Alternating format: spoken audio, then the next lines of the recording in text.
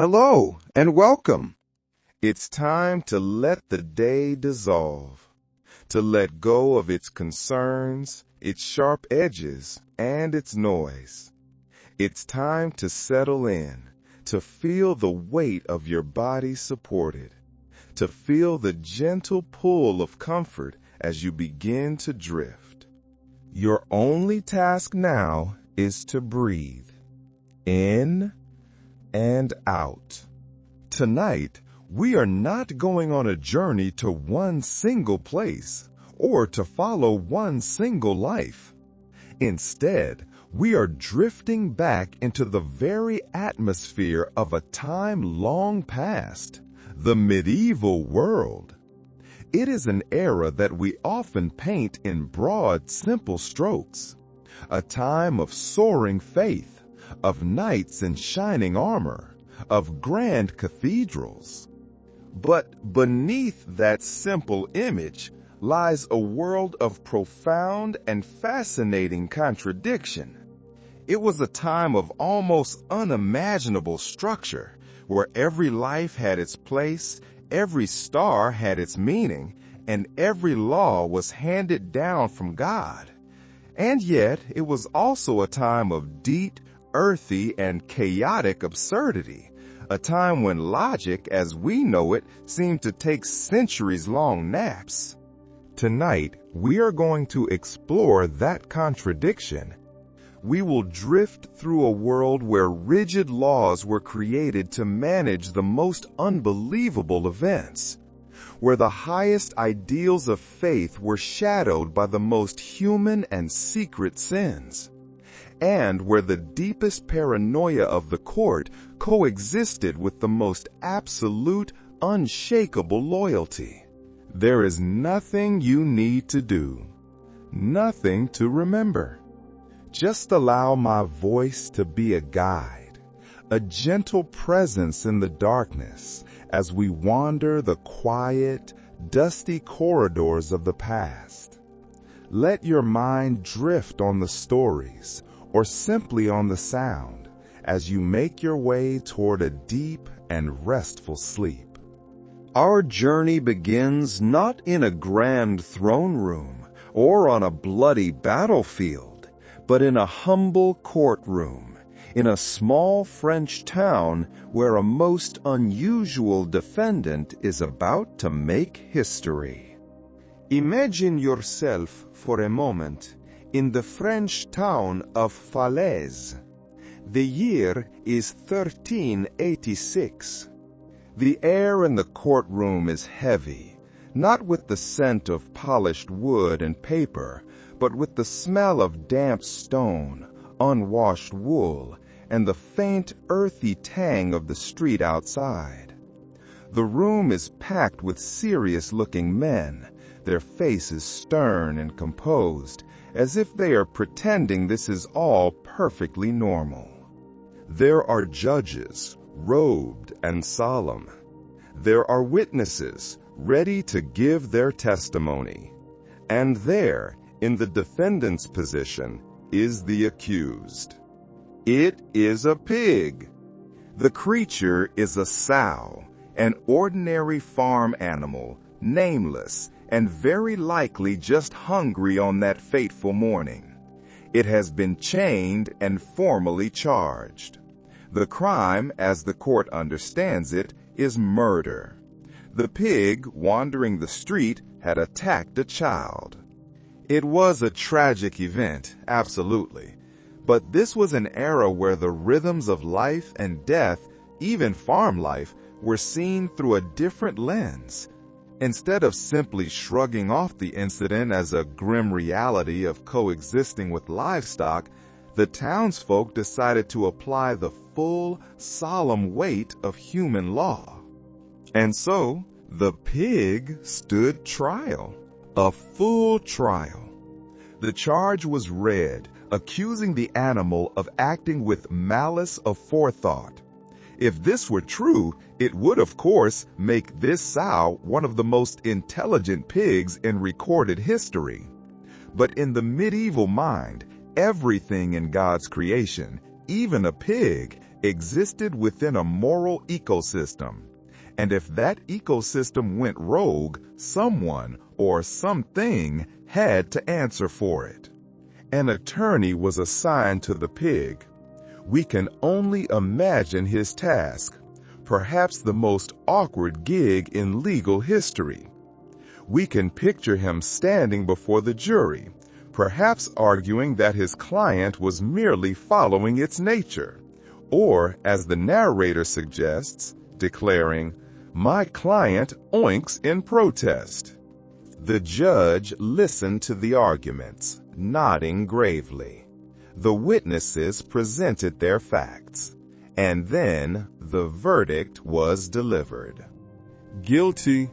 The court, in its wisdom, declared the sow guilty because, as the logic went, pigs were notorious repeat offenders. The punishment was to be death by hanging, the same method used for human criminals. Consistency, it seems, was paramount in jurisprudence. And so, the town gathered for the execution. This was a public event, a spectacle. The pig was reportedly dressed in human clothes, a shirt, breeches and all, before being led to the gallows. In front of an enthusiastic crowd, the sentence was carried out. Nothing, perhaps, says civilization quite like the public execution of farm animals. The trial of the fillet pig was not just a local curiosity. It caused a significant stir. It seems people had begun executing their livestock without the proper channels, and this was a problem. The Bishop of Fillet had to intervene. The result was a new law born from this one unbelievable event. It was decreed that no animal could be tried or executed without ecclesiastical authorization. In other words, even the farm animals now needed permission from God's middle management before they could be brought to justice. This precedent stuck. Soon, Europe was filled with reports of criminal animals. Roosters tried for witchcraft, goats accused of immorality, cows fined for trespassing. Humanity, it seemed, had reached peak accountability. It is easy for us to laugh from the comfort of our modern beds, but for the people of Falaise, this was a serious matter. It was an attempt to impose human order on a chaotic world, to find reason and justice even in a random, tragic act. Unfortunately for the pig, that justice was final, and as the town returned to its daily rhythms, a new law was entered into the books, a permanent reminder of the day logic, law, and livestock collided in the most unfortunate way. If there is one thing the medieval era excelled at, besides inventing unnecessary laws, it was taking a joke just a little too far. Let us drift now from the somber courtroom in France to the fields of 14th century Bohemia.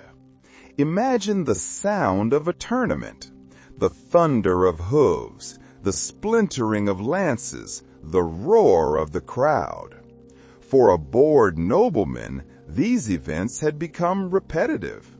The same horses, the same lances, the same concussions. And so, this nobleman, whose name is lost to time, decided to show up to a joust with something new, something no one expected. A goose. Not a roasted goose for the feast, nor a pet goose on a leash. This was a fully armored goose. Local chronicles tell us that the knight had commissioned a tiny, custom set of plate armor for the bird, complete with a miniature helmet. He proudly declared the goose to be his squire, parading it around the tilt yard. He even gave it a title, Sir Hiss of the Pond. It was meant to be a moment of levity, a witty satire on the seriousness of the joust. It was, as the narrator says, supposed to be funny, until it wasn't. During the event, the goose, perhaps not appreciating the joke, apparently escaped. It went flapping across the field, a blur of feathers and polished metal. A real squire tried to grab it, and the goose bit him on the hand.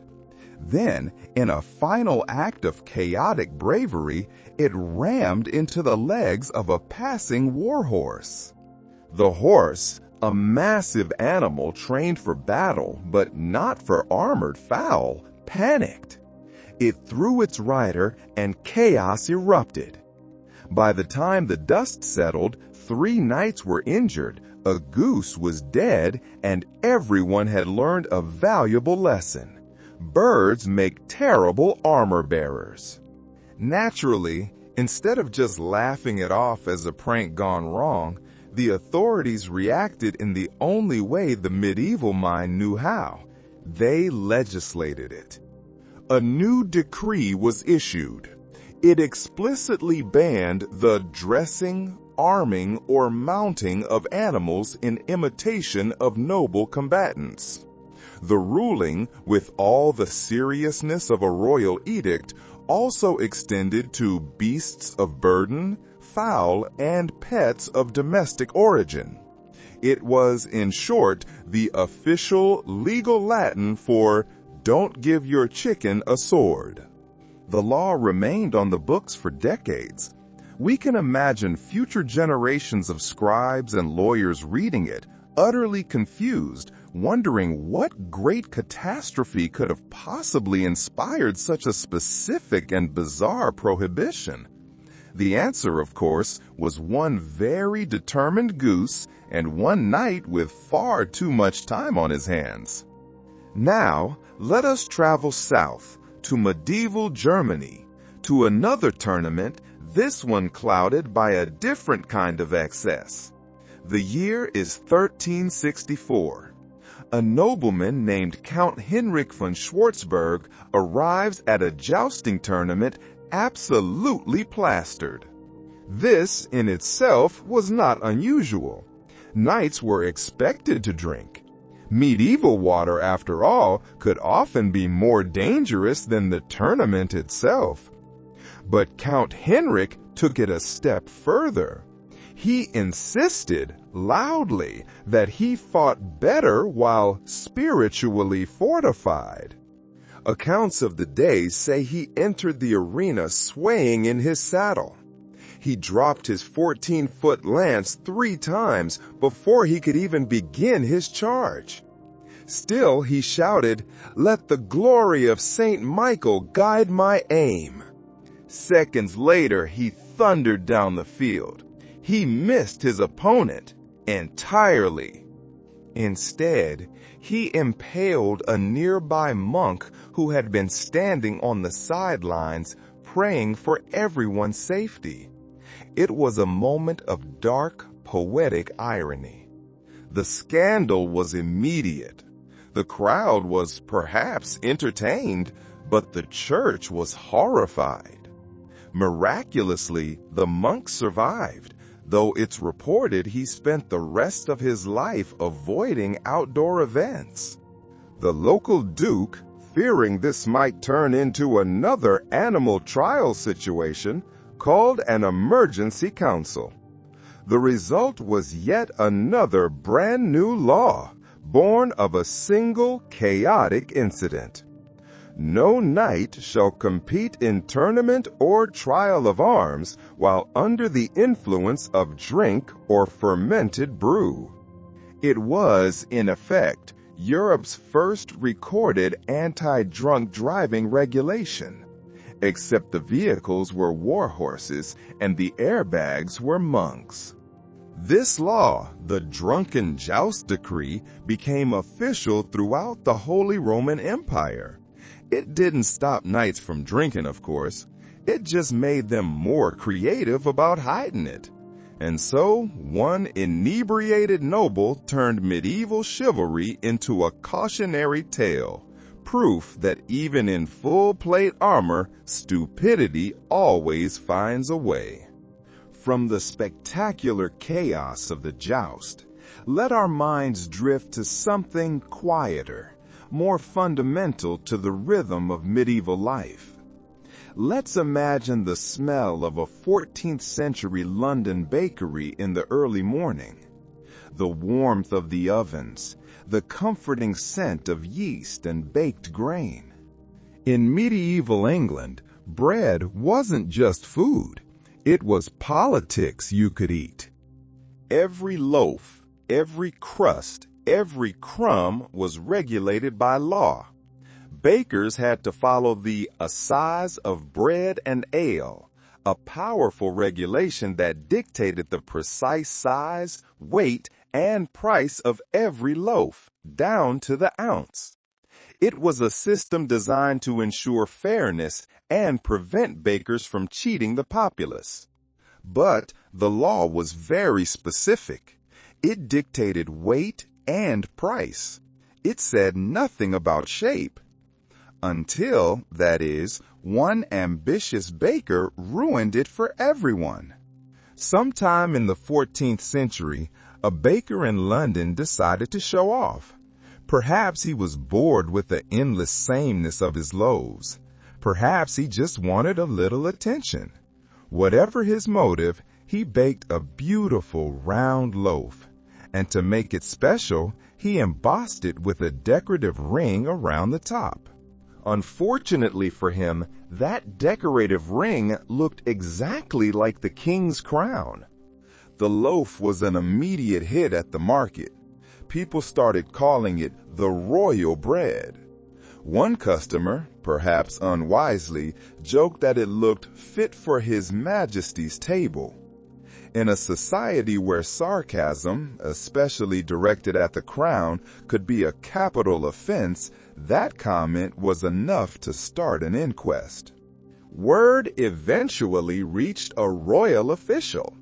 He took one look at the bread and decided that treason had officially entered the bakery. The poor baker was dragged before a magistrate. The charge was as creative as the bread itself, mocking the image and authority of the crown through insolent baking. The baker was fined heavily, and as a final humiliation, he was forced to stand in the public stocks with his offending bread tied around his neck. It was, quite possibly, the first known case of public carb shaming.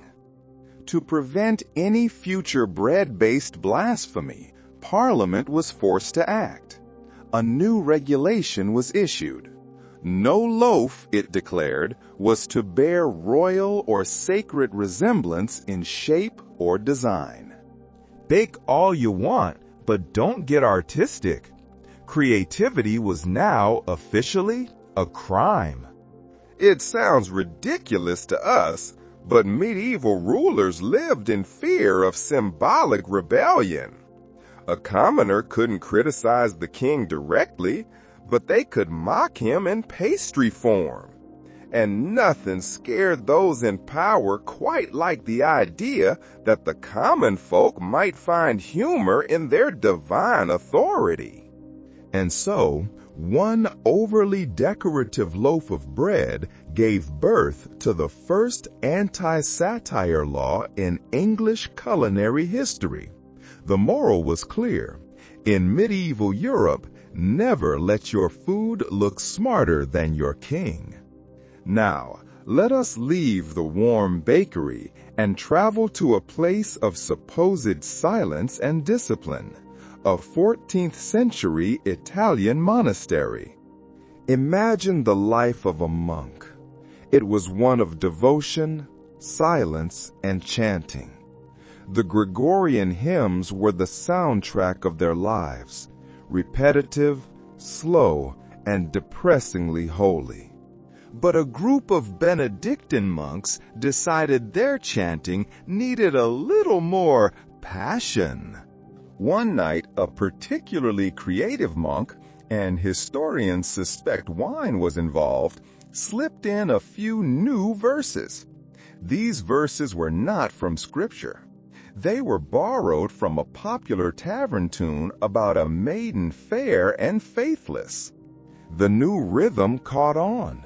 Soon, half the abbey was humming it between prayers. The abbot, at first, tried to ignore it. But then one morning, he caught two monks rehearsing harmonies in the cloister. Worse, they had given their new composition a name, the Song of Saint Cecilia's Eyes. The situation escalated. Vespers, the evening prayer, became a nightly concert. The brothers began sneaking instruments into the chapel, a lute here, a small drum there. The final straw came when one monk brought in a tambourine. The abbot snapped. He summoned the entire choir, gave a fiery sermon about temptation, and announced a new immediate rule that would go down in monastic history. No singing or musical performance shall occur after the hour of sunset.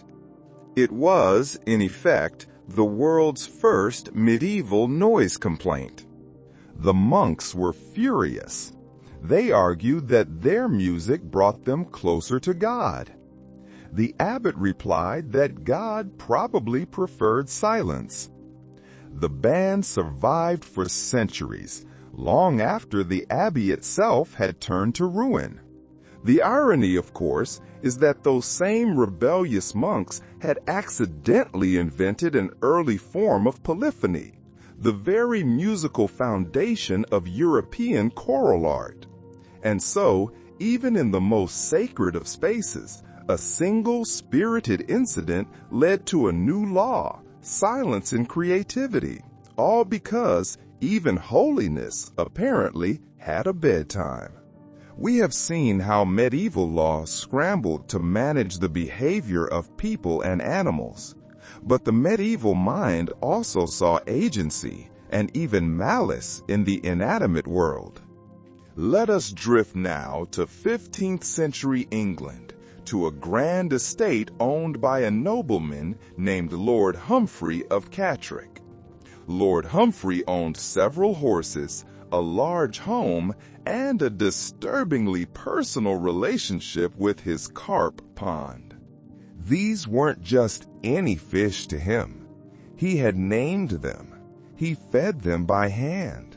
And, according to one account, he even spoke to them, as one might counsel loyal servants. He was, in short, very attached to his carp. So, one afternoon, following a large village festival, he was horrified to see his prized carp swimming erratically. He immediately assumed the worst. The villagers, he claimed, had poured ale into his pond. And not just any ale, his ale. He demanded an immediate inquiry. The local reeve, the chief magistrate of the village, was summoned. We can imagine him arriving at the pond, sighing inwardly, as the nobleman pointed frantically at the fish. The reeve dutifully poked at the carp with a long stick. He observed them for a time, and then he delivered his official report. The fish did, in fact, appear uncommonly jolly. That was all Lord Humphrey needed to hear. He declared it an act of sabotage and summoned the village elders for questioning. Their defense was simple and honest. We were drunk, they admitted, not the fish. This defense, naturally, did not fly. The nobleman ordered a full court proceeding, and, as expected, the court found the peasants guilty of the willful inebriation of aquatic life. The punishment was threefold: a heavy fine, the complete draining of the pond for purification, and, because medieval justice loved its paperwork, the creation of a new ordinance. "Let no man or woman," the law read, "pour ale, wine, or spirituous drink into waters wherein swim the creatures of the Lord." And thus was born the law of drunken fish. This regulation, as absurd as it sounds, actually spread to neighboring estates, mostly because other lords didn't want their ponds to become the subject of a parliamentary emergency. It became legal shorthand for "don't waste alcohol on animals," which, to be fair, is probably good advice. The best part? A later chronicler, looking back at the incident, noted that the fish had been perfectly fine. They had simply been sluggish from the summer heat. An entire law, a court case, and a hefty fine were all based on one man's misinterpretation of fish behavior. Now, let us leave the quiet pond and travel to the bustling French town of Autun in the year 1324. The town had just commissioned a massive, beautiful, and absurdly overdecorated bronze bell for its new church tower. This was the kind of bell that screamed, "Our parish has money." On the day of its grand unveiling, the entire town gathered. Priests blessed it, nobles nodded approvingly, children stared in awe. Then came the test ring. A few moments later, disaster struck. A storm rolled in from nowhere. Thunder roared, and a bolt of lightning hit the tower directly. The massive bell, weighing thousands of pounds, broke loose from its beam. It crashed through the wooden floor of the belfry and rolled down the church steps like a divine bowling ball. Witnesses swore it moved with purpose. It crushed barrels, chickens, and at least one unlucky bench before finally lodging itself in a fruit cart. When the dust settled, the mayor, looking at the devastation, declared quite seriously that the bell had fled from its sacred duty. And in medieval France, a misbehaving object meant one thing: a new law had to be made. The town council issued a decree. "All church bells," it stated, "shall henceforth be bound with chains or cords to prevent ungodly flight." And thus was born the law of runaway bells. Local blacksmiths were immediately put to work, bolting and chaining every bell in town. Priests held special blessings to ensure no more bell rebellion. By the late 14th century, this trend had spread. Some cathedrals chained their bells so tightly they could barely ring at all, leading to new complaints that God might not be able to hear them properly. Decades later, travelers still told the tale of the Autun bell that tried to escape judgment. It became a cautionary legend, a reminder that in the Middle Ages, even inanimate objects were not safe from blame, because in medieval logic, even metal needed supervision.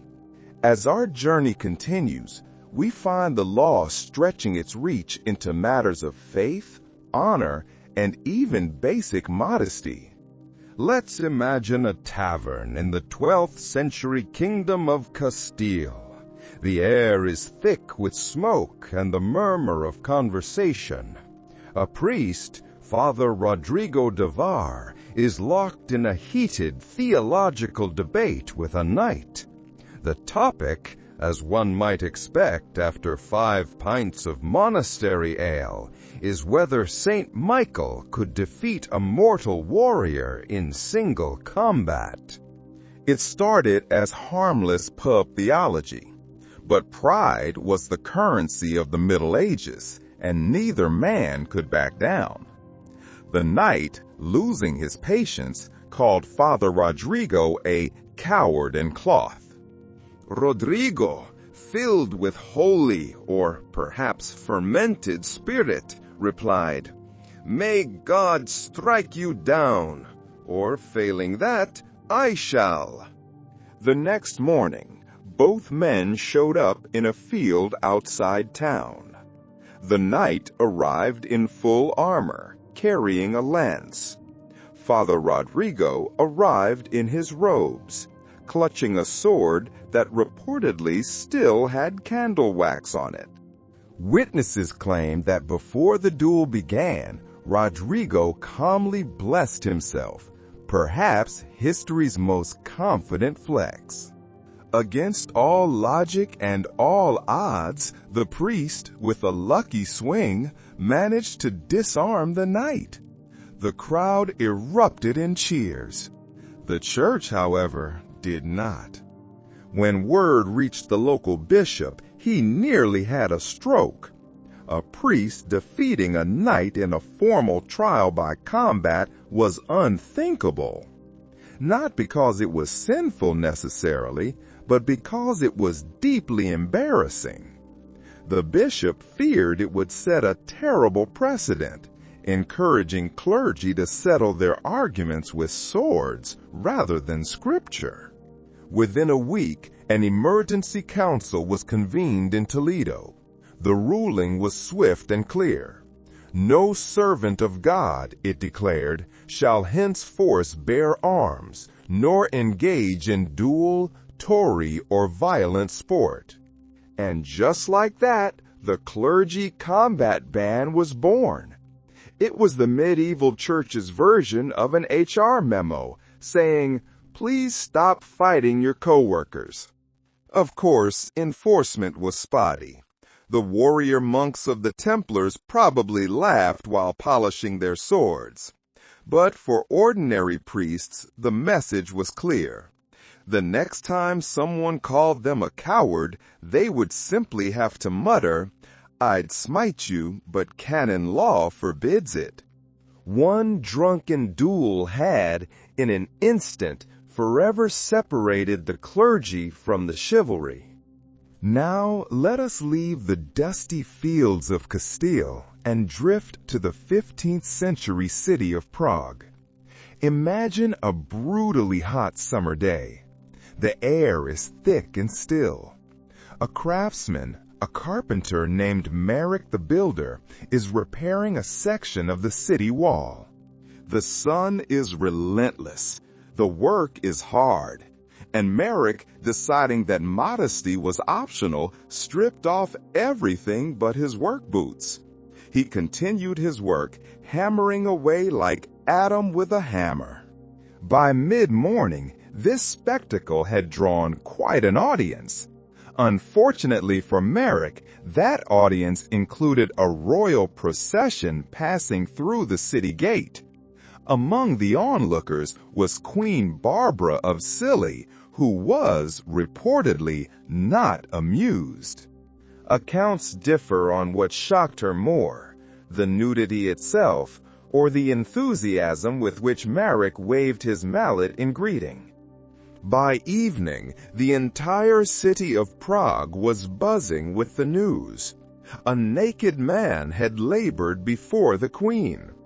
The city council convened immediately. There were serious discussions about morality, public decency, and the inherent dangers of distracting royalty with unsolicited anatomy. The verdict was unanimous. Something had to be done. Thus, the council introduced the Naked Carpenter Ordinance. This new law declared that no man or artisan shall ply his trade unclothed within sight of Her Majesty or the public square. Marek was fined and publicly lectured. To prevent any future offenses, Guild masters across the city were forced to add a clause to their codes requiring appropriate attire during labor. And just like that, one very sweaty carpenter gave birth to medieval Europe's first recorded workplace dress code. The story spread, and other towns followed suit, enacting their own modesty laws. Centuries later, the ordinance technically remained on the books. It stood as an eternal warning that in medieval bureaucracy, even public embarrassment was a legislative event. And from that day on, every craftsman in Prague worked fully clothed. Not because it was practical, but because one man couldn't keep his hammer to himself. We've seen laws born of chaos, excess, and embarrassment.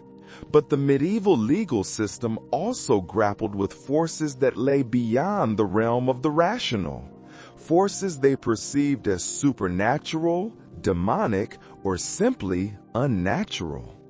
Let us travel to the Swiss city of Basel in the year 1474. Basel was a place where people took law, order, and their poultry very, very seriously. One morning, a farmer reported an event that was, strictly speaking, not possible. His rooster, he claimed, had laid an egg. Rather than celebrating this as some kind of miracle, or perhaps just dismissing it as a biological anomaly, the townsfolk reacted with their usual calm restraint. They accused the bird of witchcraft. The news spread like fire. Crowds gathered, debating whether the egg was the work of the devil. A few suggested it might just be a malformed yolk, but others whispered that demons were now breeding poultry. Eventually, someone decided that the only logical solution was a trial.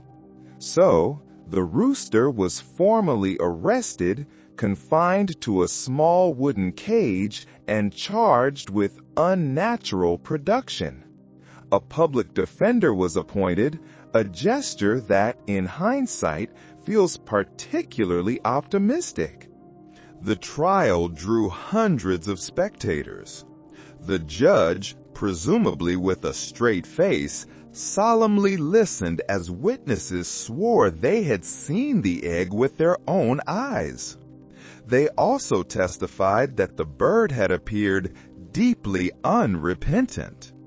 The defense lawyer argued, quite reasonably, that the rooster, being an animal, lacked moral agency. The prosecution countered that Satan often worked through beasts. The judge nodded, perhaps regretting his career choices, and declared the rooster guilty. The sentence was death by fire. On execution day, the people of Basel gathered in the square. A pyre was built. The rooster was placed atop it, and the cursed egg was burned alongside it. Chroniclers of the day note that many cheered, others prayed, and at least one merchant sold roasted nuts nearby, proving that capitalism never misses an opportunity. After the ashes had cooled, the Basel City Council passed a new ordinance, just to be safe. No citizen, it read, shall bring forth claims of infernal poultry without clerical witness. In short, you could still accuse your chicken of witchcraft, but only if a priest signed off on it first. Bureaucracy, once again, triumphed.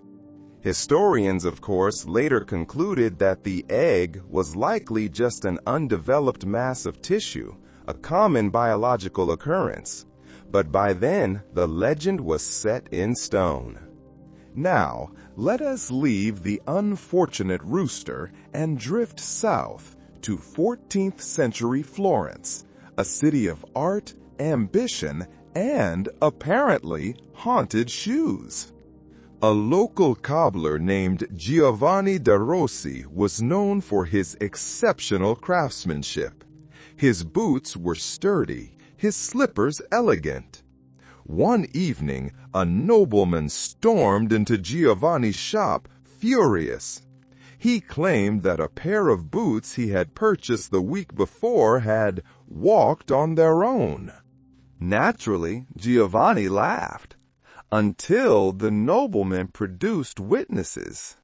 3 of the nobleman's servants swore they had seen the boots march across the floor completely unaided in the middle of the night. One even claimed the boots clicked in rhythm as though dancing to invisible music.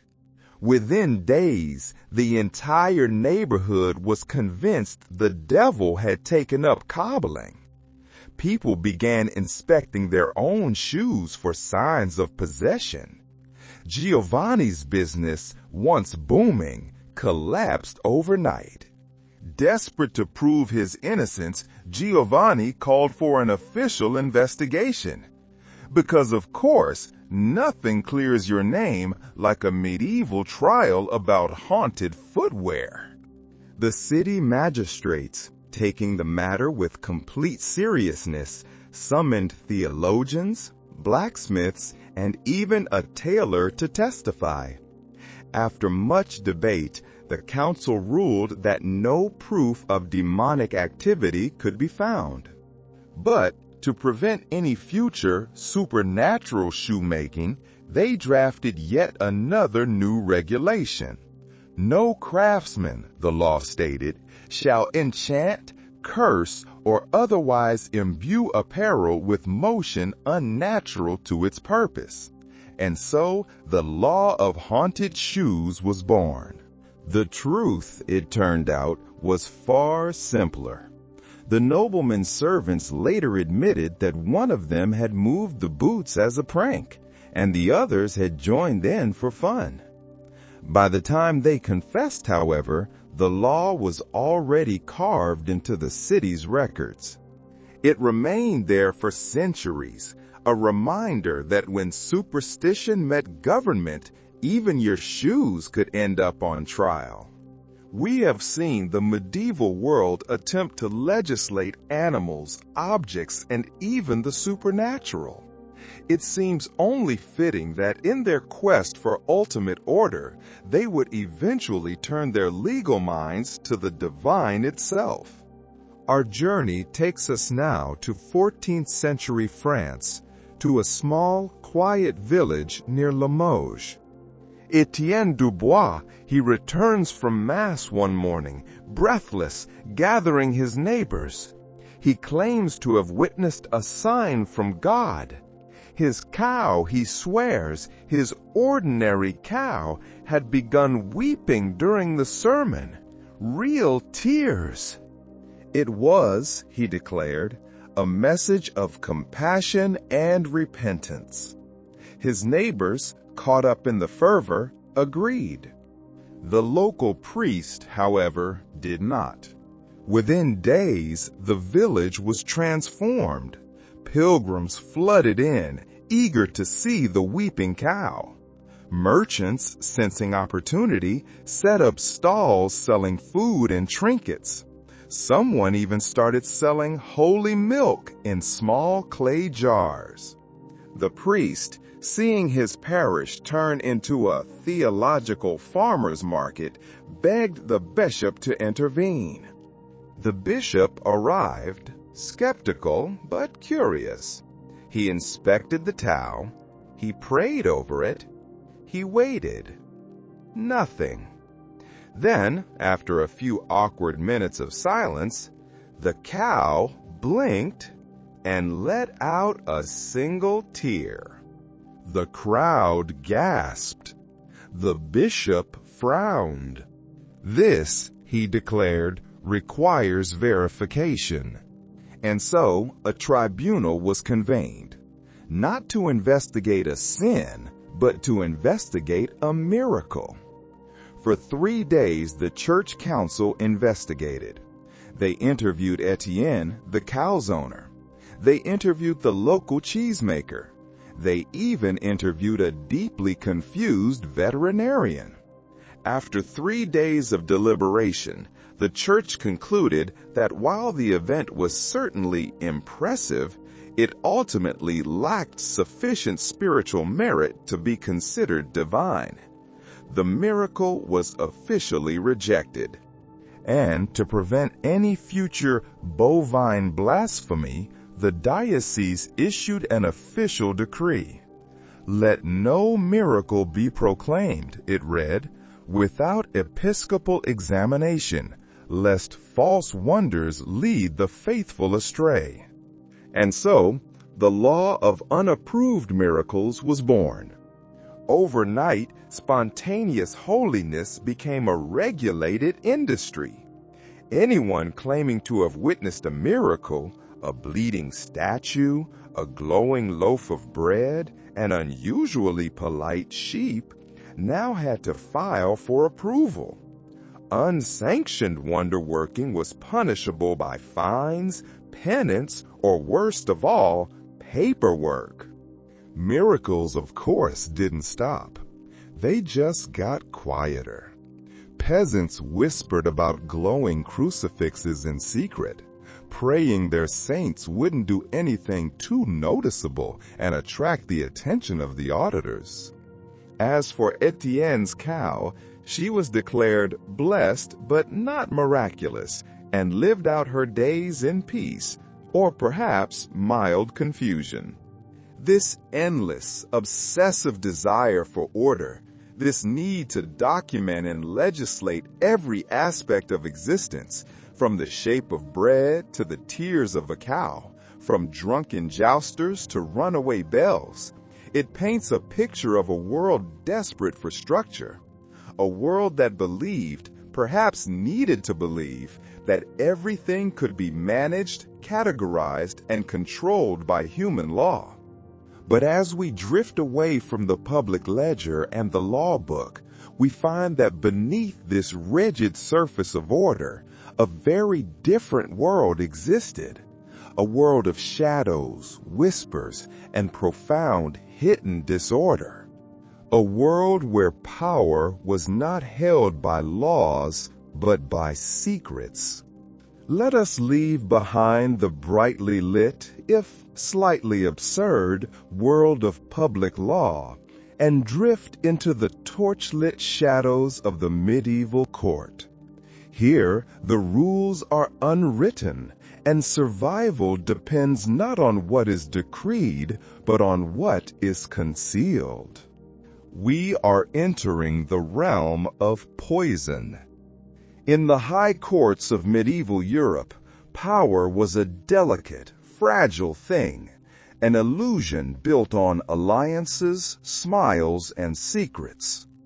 Kings ruled by the sword, yes, but those who truly survived, those who endured, learned to kill without ever unsheathing a blade. Poison became the invisible hand that shaped dynasties. It was the whispered alternative to open rebellion. It was cleaner than bloodshed, quieter than a dagger in the night, and infinitely more terrifying. A single drop of toxin, administered at the right moment, could decide the fate of an entire kingdom before the first soldier had even buckled his armor. The great hall is filled with laughter and music. Roasted pheasants and spiced wine are served on silver platters. But beneath the celebration, danger is served alongside every dish. Nobles laughing raise their goblets and toasts, but every sip is taken with a quiet, almost imperceptible hesitation. In this world, trust has been replaced by paranoia. People didn't just fear their enemies, they feared their friends, their cooks, their wives. A courteous offer of wine could be a death sentence. A shared meal becomes an act of mutual suspicion. The most powerful lords employed tasters, Men whose only purpose, whose entire career was to die first if the food was tainted. Some of these men survived for years, their senses honed by terror. Others lasted only a single night. To the ambitious, poison was the perfect weapon. It left no witnesses, only rumors. It killed kings without the mess of rebellion, silenced rivals without the cost of war, and erased inconvenient heirs without a hint of scandal. Its very presence transformed the etiquette of court life. The most innocent gestures became rituals of danger. Kissing a noble's hand, biting into a piece of fruit, accepting a shared goblet, all were fraught with hidden meaning. Women wore perfume that could be laced with toxins. Noblemen carried rings with hidden needles. Even rosaries, the very symbols of faith, were rumored to conceal deadly dusts. Poison was more than a weapon. It was a language. In an era where a careless word could be fatal, poison spoke in absolute silence. A duke's sudden illness, a queen's pale complexion, a slow, wasting death that was mistaken for divine punishment. All of these were coded messages, silent warnings from those who ruled from behind the curtains. The Middle Ages were an age of faith and fear, of gold and guilt. And behind every jeweled goblet, behind every glittering feast, lurked a single chilling question that quieted even the bravest hearts. Who will drink first? This pervasive, silent fear did not spring from nowhere. It was cultivated. It was crafted with the same precision as medicine in the quiet, dim shops of the medieval world. Let us drift now away from the banquet hall and follow the scent of herbs and chemicals down a narrow, shadowed street. We arrive at the shop of the apothecary. This is where the fear begins. Imagine stepping inside. The air is heavy, thick with the scent of dried herbs, exotic oils, and something else, something darker, more metallic. To the public, these men and women were healers. They prepared ointments for burns, tonics for sleepless mobiles, and remedies for the ague. But behind locked doors, they mixed death. Here, the line between science and sorcery was impossibly thin. On the shelves, rows and rows of glass jars glint in the candlelight. They contain nightshade, belladonna, hemlock, and mercury. All perfectly legal, all part of the pharmacopoeia, all perfectly useful in the right hands, and utterly damning in the wrong ones. These apothecaries were not simple shopkeepers. Many were serious students, poring over old Greek and Arabic texts, blending the wisdom of Hippocrates with whispered secrets from Persia and Egypt. They were the quiet alchemists of power. They spoke of philosophical poisons. These were not crude toxins that killed in moments. They were concoctions designed to kill slowly, beautifully, and without leaving a trace. A few grains too many could silence a bishop. A drop too few could let him live long enough to denounce his murderer. Royal courts coveted them, feared them, and punished them in equal measure. A good apothecary could make a prince sleep forever. Yet that same man could be burned as a heretic if his concoctions ever turned against the crown. Their workrooms were dim and damp. By candlelight, you would see them at their work. Pestles grinding powders of crushed pearls, snake venom, and arsenic into lethal dusts. They tested their mixtures meticulously on rats, on dogs, and sometimes on prisoners. When a concoction worked as intended, they gave it an elegant, harmless name, aqua tofana, venomous, or simply the blessed water. In truth, they were curses disguised as cures. And yet, amid all the death, there was a strange fascination. Even kings admired their precision. The apothecary represented the very edge of human control over nature, the power to decide who would live and who would die, all without lifting a single blade. To the devout, it was the gravest of sins. To the ambitious, it was genius. Every vial on these shelves held a story. Every powder held a secret. And when the scent of rosemary and sage drifted through the stone corridors of a castle, even the most faithful courtier would pause and pray it wasn't hiding something bitter underneath. This quiet, refined art of the apothecary found its most potent wielders not among soldiers or kings, but among those who had to navigate the treacherous currents of the court with no army at their back. If poison had a patron saint, it would have been a queen. In a world ruled by men and sharpened steel, royal women discovered that the deadliest power came not from muscle, but from subtlety. Their weapons were not swords or armies. Their weapons were goblets, cosmetics, and whispered smiles. When your marriage is a political alliance and betrayal means survival, the cup in your hand becomes as dangerous as the crown on your head. The great courts of Europe were stages. They were elaborate performances of power, and queens learned to act beautifully while plotting silently. Rumors, those powerful cousins of fact, swirled around the most powerful women. In England, it was claimed that the court of Eleanor of Aquitaine dined in fear, that her rivals grew pale and sick after sharing her table. Whether it was true or not scarcely mattered.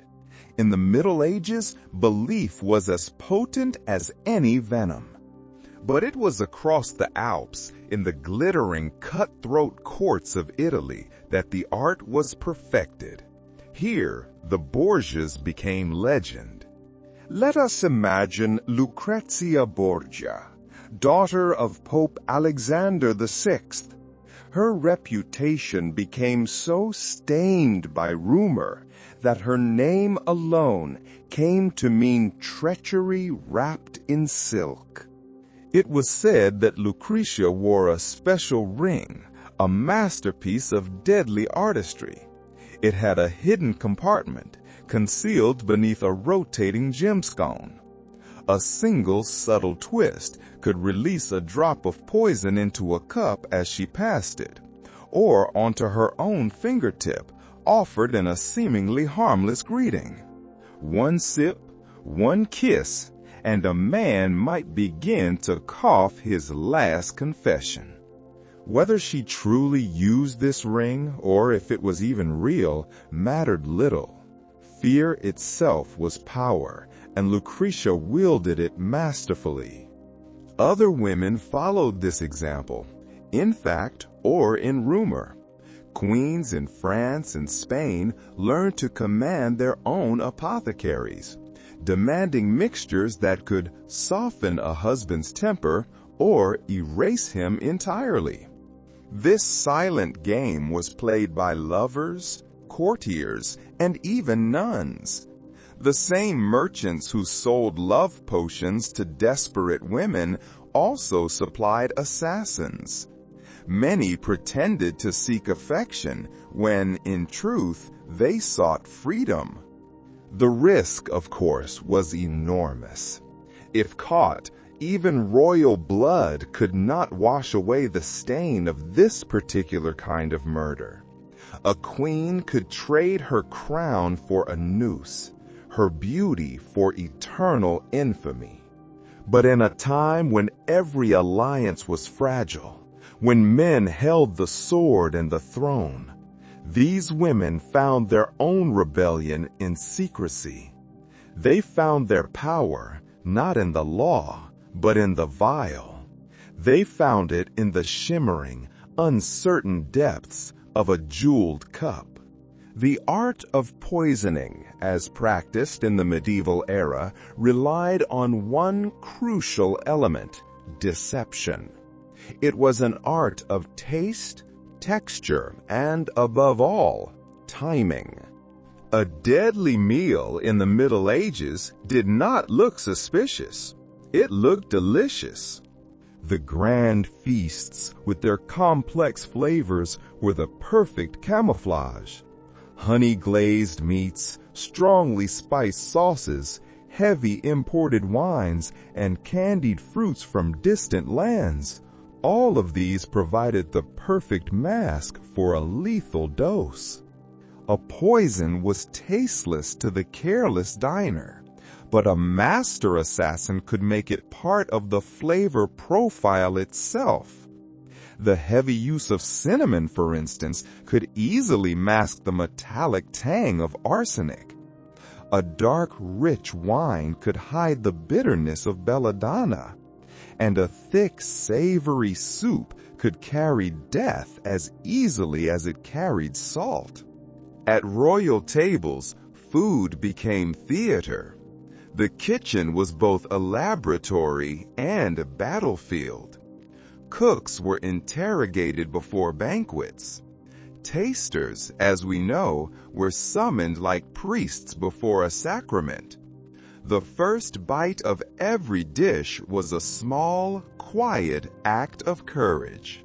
Some courts even introduced elaborate rituals to combat the fear.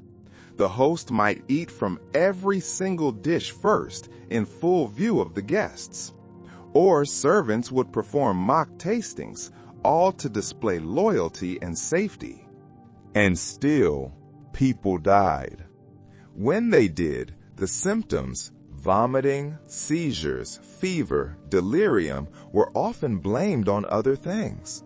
Divine punishment, bad humors, a sudden sickness of the soul.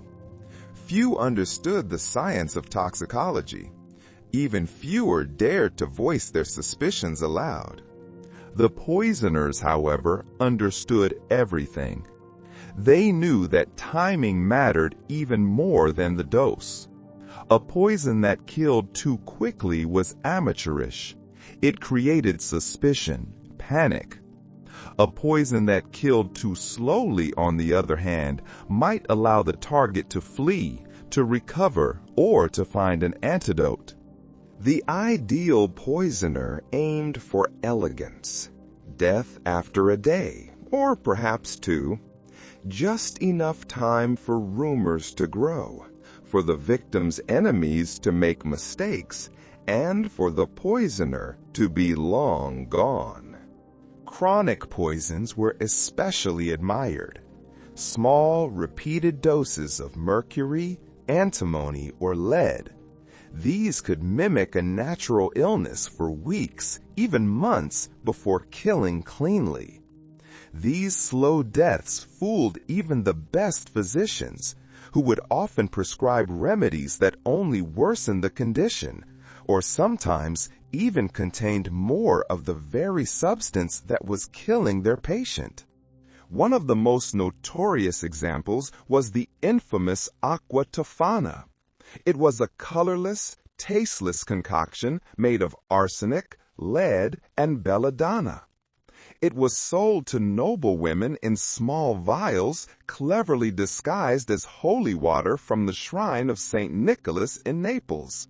A few drops in a husband's soup, repeated over a few days, and a new widow could mourn with perfect, convincing innocence. Authorities eventually caught its creator, Giulia Tofana, but not before hundreds, perhaps thousands, had died. To poison in the Middle Ages was to manipulate fate itself. It was to play God with a spoon and a smile. Every banquet was a gamble.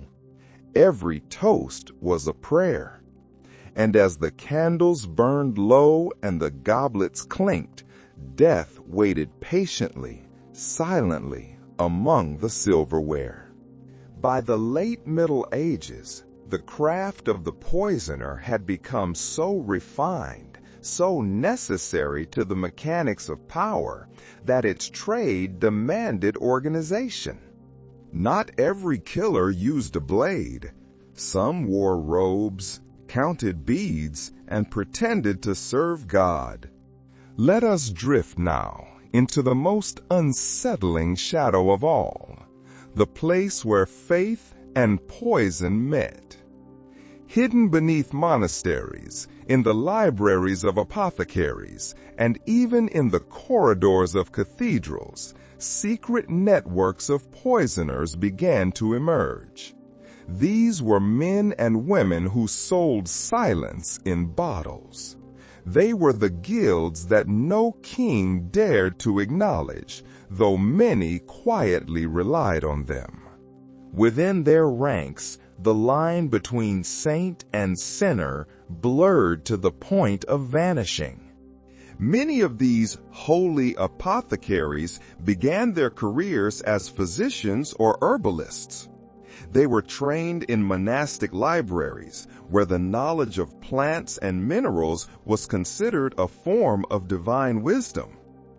They learned how to heal fevers, how to soothe wounds, and how to reverse the process entirely.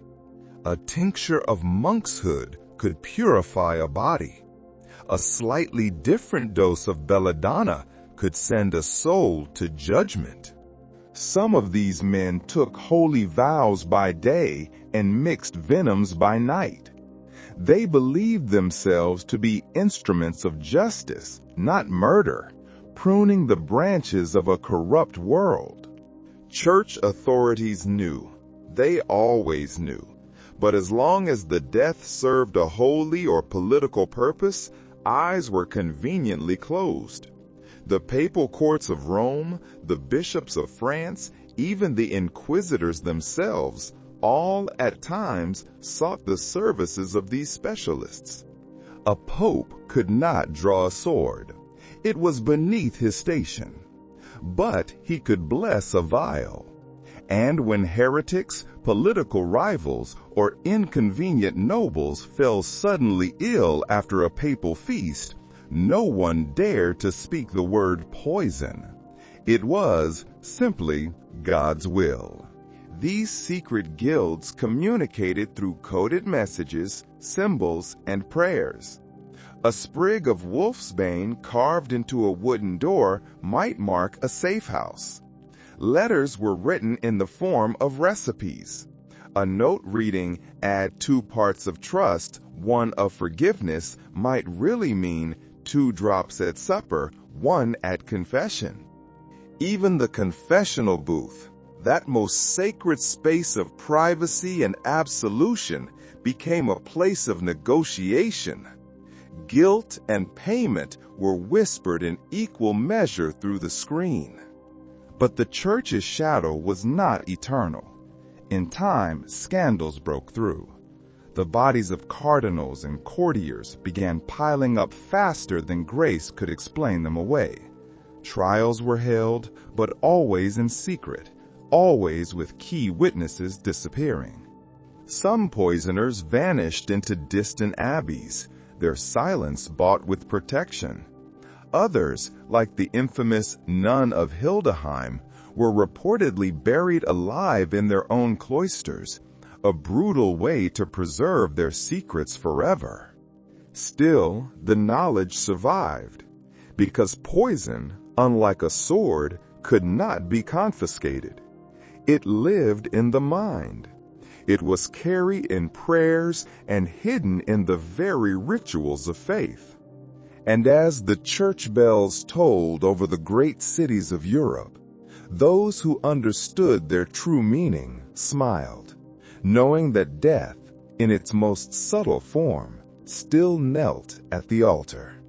This world, so thoroughly soaked in suspicion, created a society ruled by paranoia. Trust died long before most rulers did. Friendship was a liability. Hospitality was a potential trap. And at the very center of this web of fear sits one of the most tragic figures of the medieval court, the food taster. Let us return for a final time to the great banquet hall. The taster, the gustator in Latin, was the human shield between the monarch and the cup. Their duty was simple and absolute: to eat, to drink, and, quite possibly, to die, so that their master might live. Every royal banquet, every simple meal, began with their trembling hands. Every toast depended on the steady beat of their heart. Some were slaves, their lives considered expendable. Others were volunteers, rewarded with coin, land, or favor for their incredible risk. But all shared the same fate: an existence lived one single bite away from agony. The position demanded more than just courage. It required knowledge. A skilled taster trained their palate, learning to detect the subtle bitterness of an herb or the faint metallic note that signaled arsenic or mercury. They observed the color of the wine, the smell of the stew, even the way the steam rose from a cup, looking for any sign of imperfection. But the poisons were evolving faster than their instincts. Some were odorless. Others were delayed, designed to kill hours later. Many a taster declared a dish safe, ate from it heartily, and died hours later, right alongside the employer they had failed to protect. Imagine the psychological toll. These tasters lived in a state of constant, heightened anxiety, their nerves frayed by the routine proximity to death. Some resorted to strange rituals, desperate for any measure of protection. They wore charms of blessed herbs. They recited prayers before every single meal. Some even took to cutting themselves slightly before eating, believing the poison would somehow bleed out of the wound. A few became half alchemists themselves, secretly drinking tiny diluted poisons to try and build up a resistance. It was an early, desperate form of immunity that sometimes, perhaps, worked. But more often, it simply led to their own slow, painful deterioration. Despite their grim purpose, these tasters were often treated as the closest of confidants. A king might trust his taster more than his own physician, or even his own family. There are tales of loyalty that bordered on madness. One taster in the court of Hungary allegedly saw an assassin move toward the queen. He leapt forward, seized the chalice intended for her, and drank it down in one gulp. He collapsed moments later, his lips blackened, his duty fulfilled. His bravery became a legend, but his name was forgotten. In a world where friendship was an illusion and trust was fatal, such men embodied both faith and futility. This was the medieval court, a glittering, beautiful trap, a place so consumed by internal threats, so hollowed out by its own paranoia that it could no longer trust itself.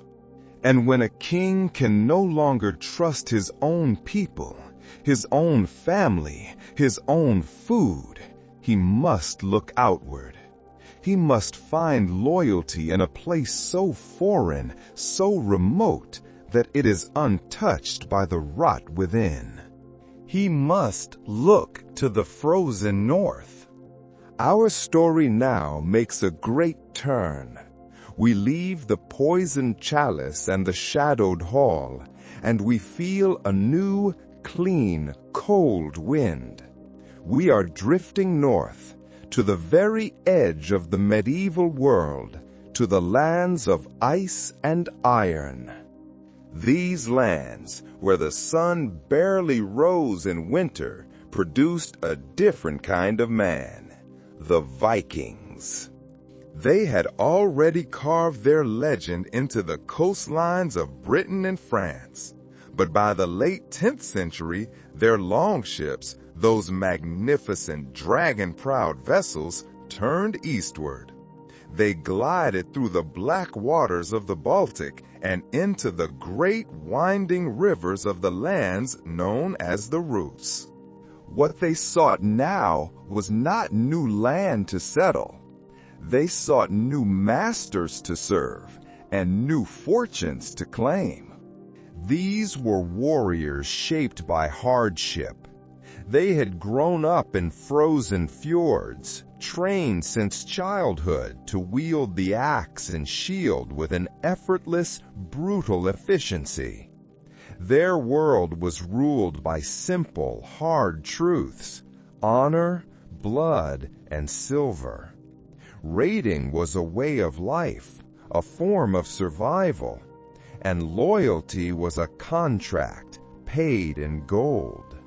So when word spread, carried by merchants and adventurers, that far to the south, beyond the endless forest and steppes, lay a city of marble and gold, they listened.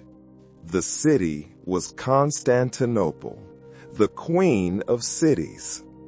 It was said that the Byzantine emperor himself, the richest and most powerful man in the world, hired northern mercenaries as his personal elite guard.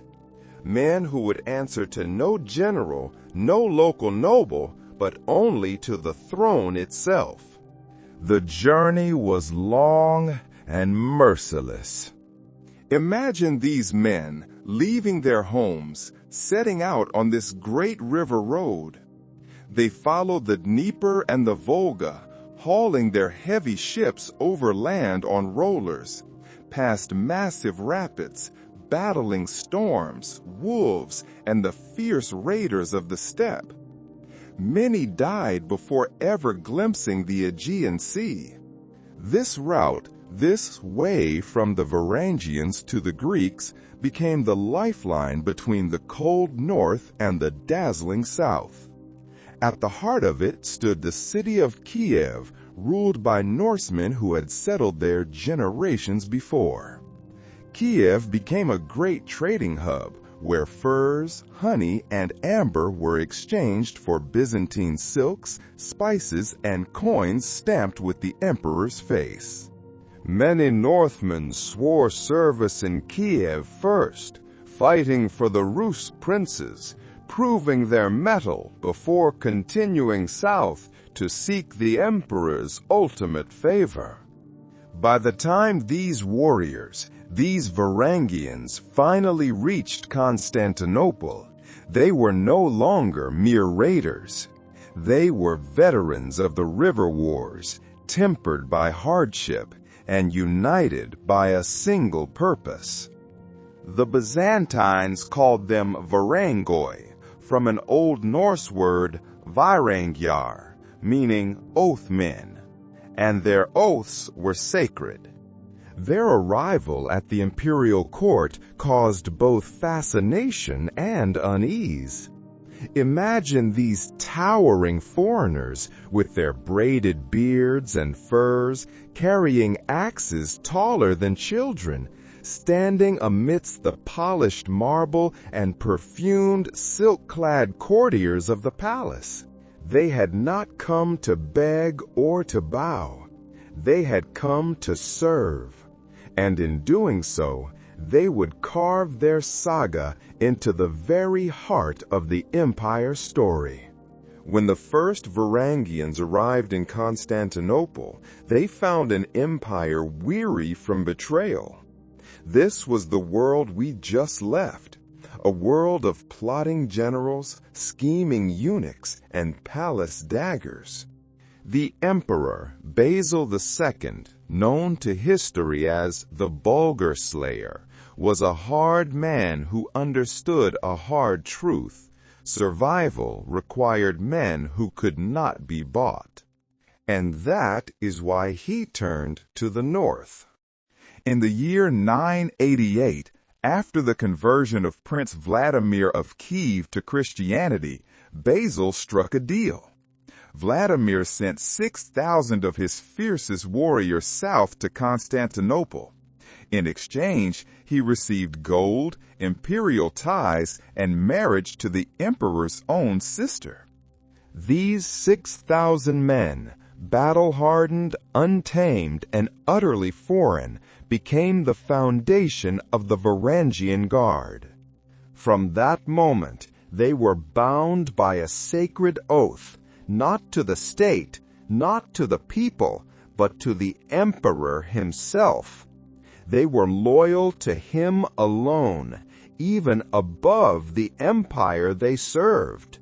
Their pledge was absolute. They swore to defend the emperor's body and his throne with their lives, to stand against all enemies, foreign or domestic. They were the perfect solution to the paranoia of the court. They were exempt from Byzantine politics. They spoke little Greek, cared nothing for the squabbles of the local factions, and followed their orders with a terrifying, unflinching precision. They were, in a word, incorruptible. In battle, their presence was unmistakable. Towering figures in chainmail, they fought not in tight, orderly formations, but as living storms, sweeping through enemy ranks. Their weapon of choice became their symbol. It was the great two-handed Dane axe. This was not a tool of finesse. It was a tool of finality. Forged in the traditions of the Viking North, a single swing could cleave through armor, shield, and bone alike. The Byzantines gave them a name, Pelekiphoroi. In the marble corridors of the great palace, the mere sight of these axes resting on the shoulders of silent foreign giants was enough to silence conspiracies. They stood apart from every other regiment. They were foreigners, but to the emperor they were purity incarnate, unmixed by local corruption, untempted by bribes. Their loyalty was absolute, but their wrath was legend. When rebellion erupted or enemies breached the walls, the Varangians were unleashed. They did not negotiate. They did not retreat. Chroniclers wrote that their charges fell upon the foe like wolves upon a flock. Even Muslim and Western armies wrote of their terror at facing these northern giants with axes like moonlight. The Byzantine court admired and feared them in equal measure. The Varangians drank heavily, fought fiercely, and demanded their wages in hard coin, not promises. But when the palace gates closed for the night, the emperor, the man who could trust no one, could finally sleep. He could rest, knowing that the men standing outside his door were the only men in the city whose loyalty was not for sale. The axe of the north had become the shield of the east. For decades, the guard was filled with the sounds of the north, Norse, Swedish, and Danish voices. But by the mid-11th century, a new breed of warrior, driven by a different kind of desperation, arrived to swell the Varangian ranks. The year is 1066. In England, at the Battle of Hastings, the Anglo-Saxon world collapses. Thousands of English warriors, thanes and housecarls are left dispossessed, bitter, and defeated by the Norman conquest. They have lost their homes, their king, and their pride. And so, they seek a new master. In a great exodus, these Anglo-Saxon exiles fled across Europe. Bands of them made their way across the continent, fighting as mercenaries until they too saw the glittering domes of Constantinople. The emperor welcomed them eagerly. To him, they were ideal recruits. They were disciplined, devout Christians, and they shared the northern reputation for loyalty and courage. But more than that, they brought with them a deep, simmering, and useful hatred for the Normans, who were, at that very moment, attacking the Byzantine Empire in southern Italy. The English swore the same ancient oath to serve the emperor unto death. They were absorbed into the guard, and soon these England Barangoi, or English Varangians, came to outnumber the Norse themselves. They brought with them their own traditions, their long, broad-bladed axes, their battle songs from Wessex and Mercia, and their grief. Chroniclers describe them as lions of the north, fierce and mournful men who fought as if each battle might cleanse their defeat at Hastings. The Varangian Guard was now a tapestry of northern blood.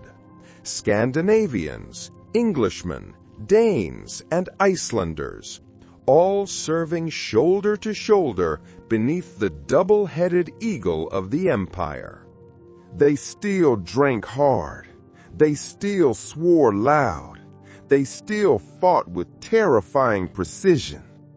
But they had also become something new. They had become a brotherhood without a homeland. Byzantine poets wrote that their voices echoed like thunder in the corridors of the great palace, and that their laughter shook the marble columns. They guarded the emperors, they crushed rebellions, and they even served as ambassadors. Yet among themselves they remained fiercely independent, keeping their own sagas and their runic carvings alive in secret halls within the great city. They were men who had lost everything except their code. In Constantinople, that code found purpose once again. Iron loyalty, honest service, and vengeance, cloaked in the discipline of the world's most elite guard. For an exiled warrior, a man without a home, there could be no greater reward. Not gold, not silk, but honor, restored in the service of a foreign empire. To the outside world, the Varangians were mercenaries, but within the marble walls of Constantinople, they were far more. They were a symbol of divine protection. They guarded not just the man, the emperor, but the idea of the emperor. To stand among them was to stand as the living wall between civilization and chaos. Their duties went far beyond the battlefield. An imperial ceremony, a coronation, or a triumphant procession through the massive doors of the Hagia Sophia. The Varangians are there, lining the way. They are draped in armor of gold and blue, their great axes resting upon their shoulders. They look less like men and more like statues come to life. Foreign envoys arriving at the palace wrote home about them. They described these towering northerners with their blonde beards and eyes like frozen rivers, whose silence was more terrifying than any threat. When the Varangians struck the butts of their axes upon the marble floors in salute, the sound echoed through the entire palace, a thunderclap of loyalty. Inside those same halls, they guarded the emperor's private chambers, his treasury, and the sacred relics of the empire. The keys to the most important doors were not trusted to nobles or eunuchs. They were trusted to the Varangians. They slept in an antechamber near the emperor's quarters, ready to die before allowing a single shadow to cross his threshold. When an emperor died, it was the Varangians who sealed the palace gates, ensuring a peaceful succession, or, at times, enforcing a violent one. Their loyalty was to the throne, not always to the man who happened to be sitting on it. This created a fascinating and dangerous dynamic. The empire's throne changed hands countless times, often in coups soaked in blood. And every single plot had one terrifying question at its heart. Whose side are the Varangians on? If a ruler was overthrown through a legitimate proclamation, the guard would often adapt with chilling efficiency. But if the palace reeked of treason, their axes spoke for justice. When Emperor Andronikos I Komnenos seized power in 1183, he unleashed the Varangians against his enemies inside the palace itself. Witnesses described the corridors running red as the guard carried out executions with mechanical precision. Men were dragged from banquet halls and beheaded before the marble icons of Christ. To the Varangians, it was not cruelty, it was duty. Their very presence became a form of psychological warfare. The emperor's enemies did not fear prison. They feared hearing the heavy, measured tread of Varangian boots outside their chamber door in the middle of the night.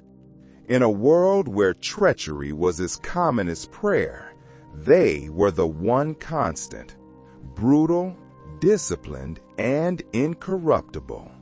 And they would remain so until the very end. In 1204, when the Knights of the Fourth Crusade turned their swords not against the infidel, but against Christian Constantinople, the Varangian Guard stood their ground while the rest of the army fled. They were the last to fall, barricading the palace gates, their axes cleaving through the shining mail of the Crusaders. They fought like lions, buying time for the imperial family to escape. When the smoke cleared, the great palace was a ruin, and the Varangian Guard was gone. Their oath, at last, was fulfilled.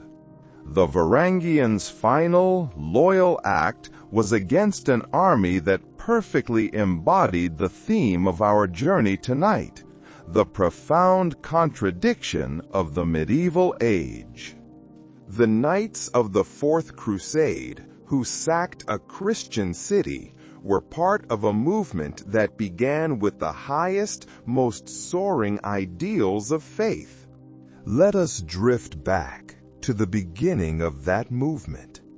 Imagine the first Crusader knights kneeling in stone chapels across Europe. They are taking vows, holy oaths that make them sound like saints in armor. They promise to live chastely, to renounce greed, to fight only for the glory of God and the defense of Christ's tomb. The Church blesses them as holy warriors, the soldiers of heaven's army. But once the helmets came off and the banners were unfurled on the long, dusty march east, a different truth emerged. Beneath the white cloaks and the red crosses, they were not angels.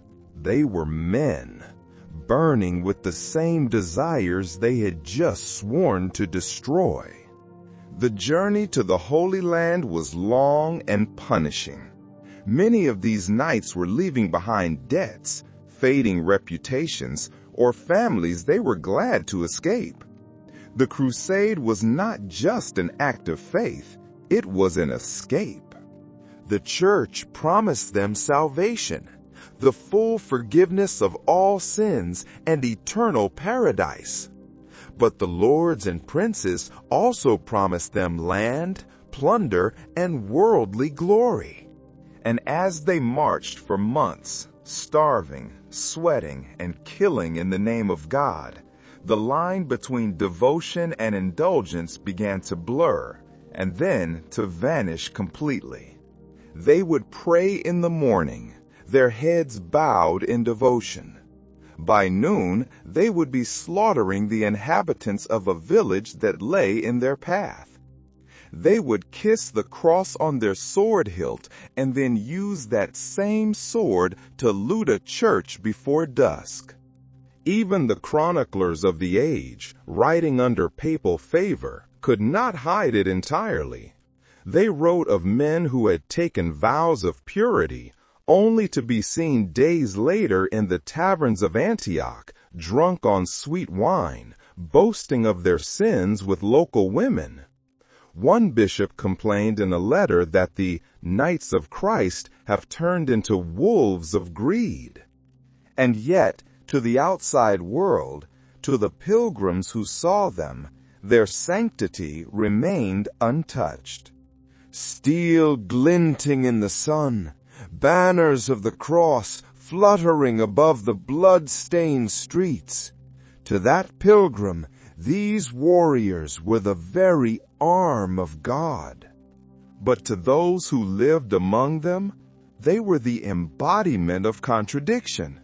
They were men who would confess their sins at dawn, only to commit them again by nightfall. Behind the sermons and the songs of holy victory, there existed a quieter, darker rhythm, the rhythm of indulgence. The Church might call it weakness, but for many of these knights, after facing horrors beyond imagination, pleasure became the only remedy. And so, the holy mask remained intact, a shining, beautiful facade of purity, covering the rot that lay just beneath. They fought for God, yes, but they lived and they often died for themselves.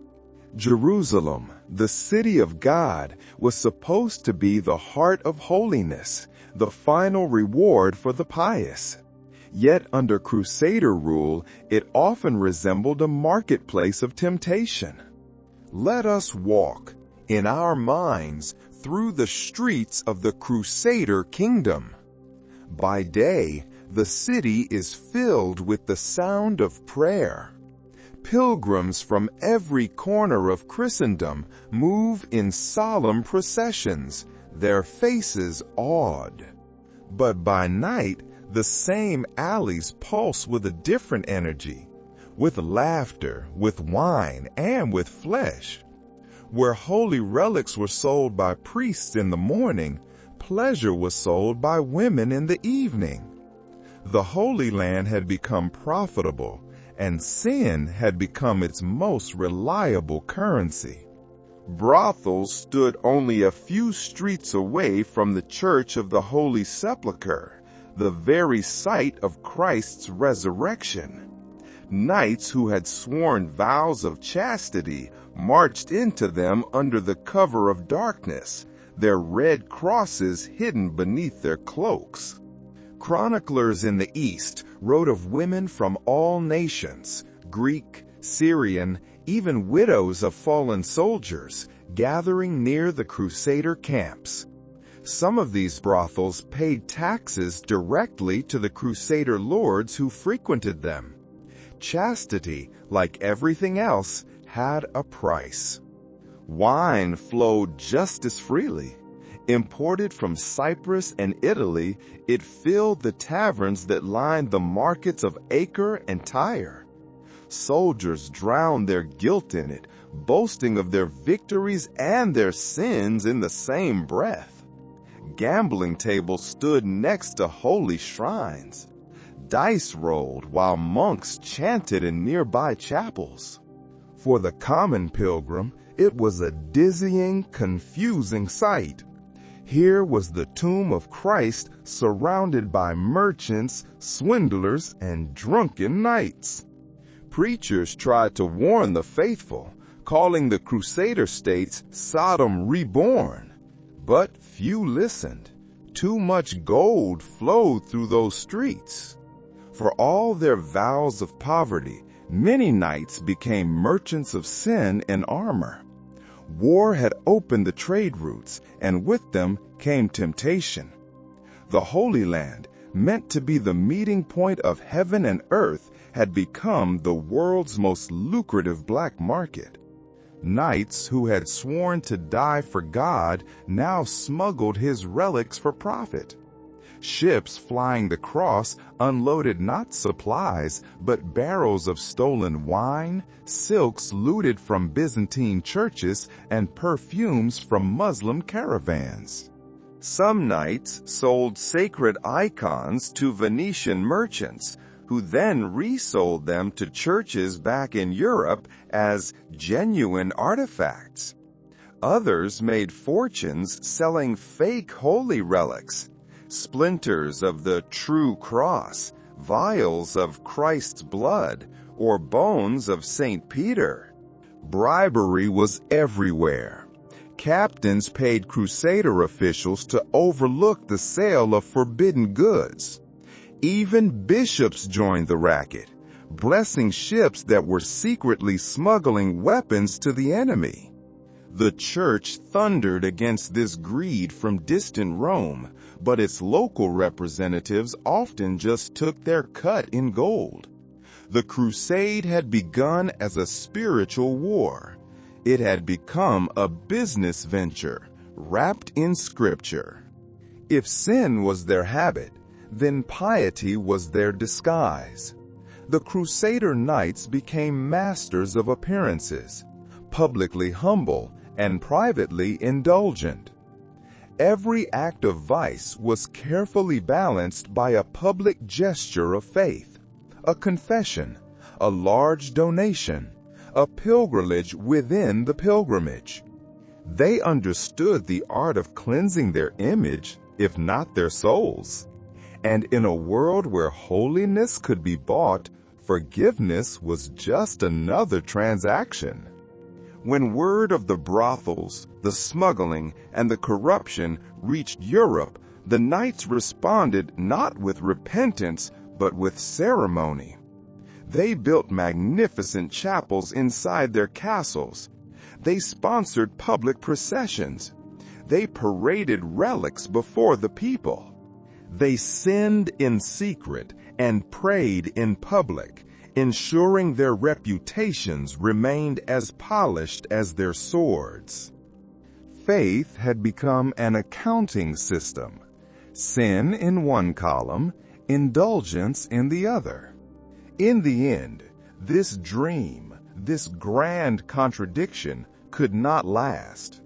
The crusading ideal began to rot from within.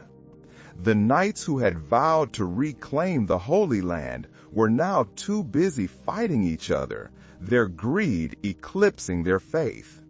The loss of Jerusalem in 1187 was more than a military defeat. It was a spiritual humiliation. The Crusaders had conquered cities, but in the end, they had lost themselves. And yet, the legend survived. When the last strongholds fell and the knights returned home, the truth of their time in the East, the drunkenness, the bribes, the brothels, the profound hypocrisy, was quietly buried. It was buried beneath hymns and grand stone monuments. The Crusader knight became a myth, not a man. Artists in Europe painted them as glowing heroes, their eyes fixed on heaven, their swords shining with divine justice. It was a triumph of illusion, the transformation of blood and lust into a beautiful, enduring legend. And so, our journey tonight ends. We have drifted through a world of profound contradictions. A world that wrote laws for runaway bells and weeping cows, yet was stalked by the silent, unseen poisoner. A world that produced the absolute, incorruptible loyalty of the Varangian Guard, and the spectacular, pious hypocrisy of the Crusader knight. It was a world of rigid order and spectacular chaos, of soaring faith and earthy sin. But now it is time to leave that world behind. That distant, noisy, contradictory past can fade. It can dissolve into the quiet of the present moment. You are here in your own time, in your own space. You are safe and comfortable. There are no laws to be written, no poisons to fear, no oaths to fulfill. There is only the gentle rhythm of your own breathing, the simple, honest comfort of your bed. Let the last echoes of these stories fade. Let your mind become still, quiet, and clear, and allow yourself to drift into the deep, peaceful, and restorative sleep that you deserve. Good night.